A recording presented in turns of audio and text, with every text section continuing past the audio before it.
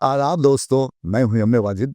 आपके लिए मैंने संक्रांति के पूर्व मसर्रत मौके पर एक प्रोग्राम तरतीब दिया है जो आपके लिए संक्रांति की शुभकामनाएं लेकर आ रहा है। दोस्तों, संक्रांति के मौके पर बच्चे, बूढ़े और नौजवान पतंग उड़ाकर मज़े लेते हैं और वहीं घरों में मखसूस किस्म की ग़िज़ाएं बनाकर उसे खाते और खिलाते हैं। ताहम मकर संक्रांति आखिर है क्या, लोग पतंगें क्यों उड़ाते हैं और मौसम बहार किस तरह हमारे दरवाजे पर दस्तक देता है, ये सब जानने के लिए देखिए हमारे नुमाइंदे मोहम्मद साजिद की ये खास रिपोर्ट। मेरी प्यारी पतंग चली बादल के संग, जरा धीरे धीरे हो, जरा हौले हौले, दे ढील गोरी सखी, हाय वो काटा वो काटा वो काटा, देखो जी मेरी प्यारी पतंग चली बादल के संग। आपने देखा होगा कि हमारे देश हिंदुस्तान में गैर ज़रूरी बातों पर मुबाहिसे होने लगे हैं और ये भी सुना होगा कि देश बहरानों और गुर्बत और इफलास की चक्की में पिस रहा है। खदशात जाहिर किए जा रहे हैं कि मुल्क अनारकी की तरफ जा रहा है। ऐसी हालत में भी लोग ईद और त्यौहार मना रहे हैं। हम लोग कोई इलेक्शन का नतीजा नहीं, बल्कि जब्र मुसलसल की करबनाक तारीख की कोख से जन्म लेने वाले ऐसे किरदार हैं जिन्होंने कई गुजरी नस्लों के ख्वाबों को चकनाचूर होते देखा है। अब जबकि संक्रांति का मौका है, लोगों ने खूब तैयारी कर ली है। 14 तारीख को पतंग उड़ाने और धूम मचाने के लिए नौजवान तैयार हैं। दूसरी जानिब गाँव से आकर शहरों में पनाह लेने वाले अपने अपने घरों को रवाना हो रहे हैं। हैदराबाद आधे से ज़्यादा खाली हो गया है। लोग अपने अपने आबाई मुकाम पर जाने के लिए रखते सफ़र बांध चुके हैं। हर शाहराह पर आपको जाम नजर आएगा। बसों में सफ़र करने और ट्रेन में दूर का सफ़र करने वाले भी खुश हैं कि वो अपने ख़ानदान के लोगों से मुलाकात करेंगे, ईद मनाएंगे। दूध के साथ खाई जाने वाली गुड़ की मीठी रोटी जो घर में माँ बनाती है, उसके मज़े लेंगे। अच्छा है, त्यौहार मनाने से इंसान को सुकून मैसर आता है। मैंने इरादा किया कि क्यों ना सफ़र करने वालों से मुलाकात की जाए और हुकूमती सहूलियात का जायज़ा लिया जाए। जब मैं महात्मा गांधी बस स्टेशन पहुंचा तो मुझे ये देखकर हैरानी हुई कि यहाँ लोग कतार लगाए खड़े हैं और बसों का इंतज़ार कर रहे हैं। ट्रेन का भी यही हाल है। जब प्राइवेट बस सर्विस का मैंने जायज़ा लिया तो लोगों ने बताया कि उन्हें लूटा जा रहा है, टिकट्स की कीमत ज़्यादा कर दी गई है। ऐसे में मुझे अंदाज़ा हुआ कि लग्जरी गाड़ियाँ सिर्फ हैदराबादियों के लिए हैं। छोटे और पसमानदा इलाकों के लिए ऐसी थक्कड़ गाड़ियाँ रखी हुई हैं कि बंदा एक बार सफ़र करे तो 3 दिन तक बिस्तर से ना उठे। ऐसा लगता है जैसे ये मुसाफिर कोई हैवान या शूदर इंसान हैं जो अपने आबाई मुकाम जाने के लिए अच्छी गाड़ियों में सफ़र करने के मुस्तहक़ नहीं हैं। लेकिन हुकूमत ने वादा किया था कि अवाम के रश को देखते हुए बसों में इजाफा किया जा रहा है। हुकूमत के कौल व फ़ेल में तज़ाद ही होता है। हुकूमत कोई भी हो, जो कहती है वो करती नहीं।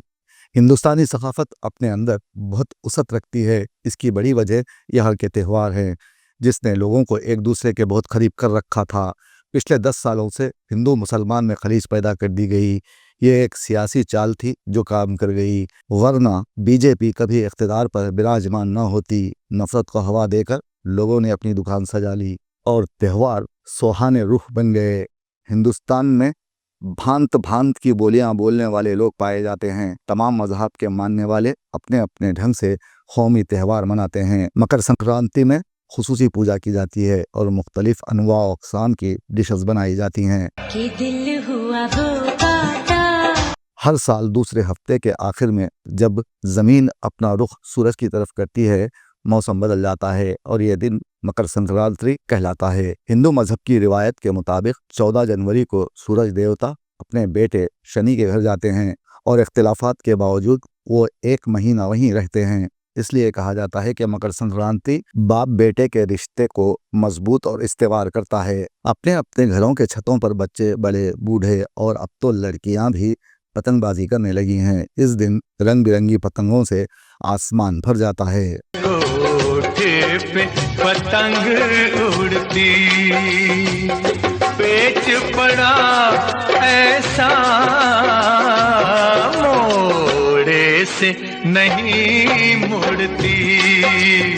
हाय पतंगबाजी का असल मकसद यही होता है कि इस दिन सूरज देवता मेहरबान होते हैं। संक्रांति न सिर्फ गर्मी अपने साथ लाती है बल्कि बहार की आमद का पैगाम भी देती है। फूल खिल उठते हैं, दरख्तों पर पत्ते अपना रंग दिखाते हैं और हर जगह हरी हरी घास उगती है। गुंचे मुस्कुराते हैं, चिड़ियां चहचहाती हैं, यानी सब सर्दी को अलविदा और बहार को खुशामदीद कहते हैं।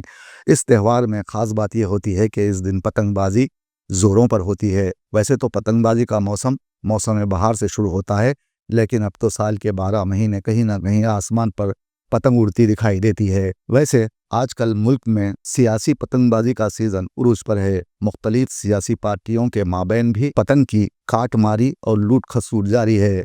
आगे आगे देखिए कि किसका मांझा किसकी डोर काटता है। कुछ लोगों की पतंग तो बड़े बड़े लीडर उड़ा रहे हैं और ना कटने के लिए बाकायदा चल्ले काटे जा रहे हैं, जबकि अवाम बेचारे देसी मांझे के दागे से पतंग उड़ा रहे हैं, जिसका उड़ना और पेश लड़ाना तो दूर की बात कि वो उड़ ही नहीं पाती। कुछ लोग यहाँ ऐसे भी हैं जो चीनी मांझा इस्तेमाल करते हैं, जिसे ममनू करार दिया गया है। उनकी पतंग बजाय कटने के सिर्फ काटती ही रहती है और कभी कभी तो लोगों की गर्दन भी काट देती है। यहाँ कुछ लोग पतंग उड़ाकर छोड़ देते हैं और फिर खुद उन्हें भी पता नहीं होता कि उनकी पतंग कौन उड़ा रहा है। ऐसे लोग भी यहाँ हैं जो अकेले पतंग उड़ाते डरते हैं और दूसरों के साथ मिलकर पतंगबाजी करते हैं और गुड़ की रोटी खाकर दिन भर पतंगबाजी में मसरूफ रहते हैं। वक्त गुजरने के साथ साथ पतंगों की शक्लें भी एडवांस हो गई हैं। चौकोर के साथ साथ अब पतंगे कई अकसाम की शक्ल और साइज में दस्तयाब हैं। पहले 1 आंख 2 आंख वाली दुम वाली पतंग हुआ करती थी, अब फिल्म स्टारों के नाम की पतंगे दस्तयाब होने लगी हैं। सलमान, शाहरुख खान, आमिर खान, प्रियंका चोपड़ा की तस्वीर वाली पतंगे बाजार में दस्तयाब हैं। तो ऐसे में सियासी नुमाइंदे कब पीछे रहने वाले। अब मोदी की पतंग भी हवा में उड़ने लगी है। वैसे अब ये पतंगबाजी इतनी एडवांस हो गई है कि लोग पतंग पार्टियों का एहतमाम करने लगे हैं। दावत रखी जा रही है, डांस का एहतमाम किया जाता है। इस तकरीब में बड़े बड़े लोग होते हैं जो डे एंड नाइट पतंग पार्टी में मौजूद होते हैं। एक तरफ पतंग के पेच चल रहे होते हैं तो दूसरी तरफ आंख मटक के जारी रहते हैं। जो ही कोई पतंग कटती है सब तरंग में आकर एक दूसरे पर झूले की तरह झूल जाते हैं और रात के आखिरी पहर तो एक दूसरे का होश ही नहीं रहता कि पतंग कटी कि ना कटी। बाज़ औक़ात ऐसा भी होता है कि बच्चों को आवाज़ देकर माँ बाप नीचे आने का कहते हैं तो बच्चे एक ही जवाब देते हैं, बस एक पतंग काट लूँ आ जाऊँगा। दूसरी जानिब अगर किसी बच्चे से पतंग ना उड़े तो वो माँ से शिकायत कर देता है कि घर की छत बहुत छोटी है, बड़ा घर लें ताकि पतंग आसानी से उड़ाई जा सके, यानी नाच न जाने आंगन टेढ़ा। बल्कि एक मर्तबा मिर्जा जी के बेटे ने उनसे ये कह दिया कि हम पतंग उड़ाएं, मक्खियाँ उड़ाएं, कबूतर उड़ाएं, अफवाहें उड़ाएं, पेचे लड़ाएं, आप हमें न रोका करें। मिर्जा जी जो हमारे दोस्त भी हैं उन्होंने बच्चे को समझाया कि बेटा हमने भी पेचे लड़ाए थे और आज तक भुगत रहे हैं। इन जवानी के पेचों का नुकसान ज़्यादा और फ़ायदा कम है, मगर जवानी में ये सब बातें कम ही नौजवानों को समझ में आती हैं।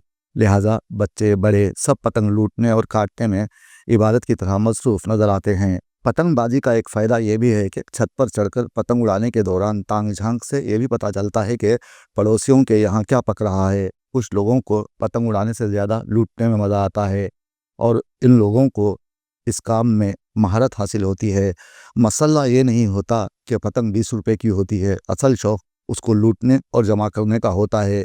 जो ज़्यादा पतंगें जमा करे वो पतंग पहलवान कहलाता है। पतंग को इमली और नीम के दरख्तों में जो उलझी होती हैं उन्हें खींच कर बहुत से सयाने इमली खींचतान में गिरती है तो उसे उठाकर खुद भी खाते हैं और पतंग लूटने वाले अपने दोस्तों को भी खिलाते हैं।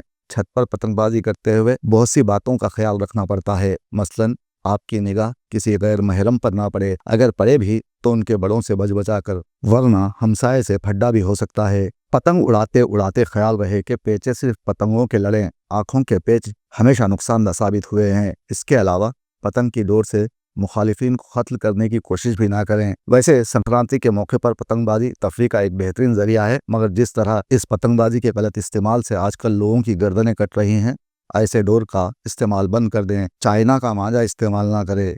पतंग उड़ाना एक खेल है, इसे खेल की तरह ही खेला जाए। चली चली रे पतंग मेरी चली रे, चली बादलों के पार होके डोर पे सवार, सारी दुनिया ये देख देख चली रे। पतंगों को लूटते हुए किसी की गाड़ी के नीचे आ जाना बहादुरी नहीं, हादसात से बचने की कोशिश करें और मकर संक्रांति के मज़े लें इस शेर के साथ। फिर पूछना कि कैसे भटकती है ज़िंदगी, फिर पूछना कि कैसे भटकती है ज़िंदगी, पहले किसी पतंग की मानिंद कट के देख। ये दुनिया पतंग नित बदले ये रंग, कोई जाने ना उड़ाने वाला कौन है। उड़े अकड़ अकड़ धन वालों की पतंग, सदा देखा है गरीब से ही पेच लड़े। है गरूर का हुजूर सर नीचा सदा, जो भी जितना उठाए उसे उतनी पड़े। किस बात का गुमान भला करे इंसान, जब जाने न बनाने वाला कौन है।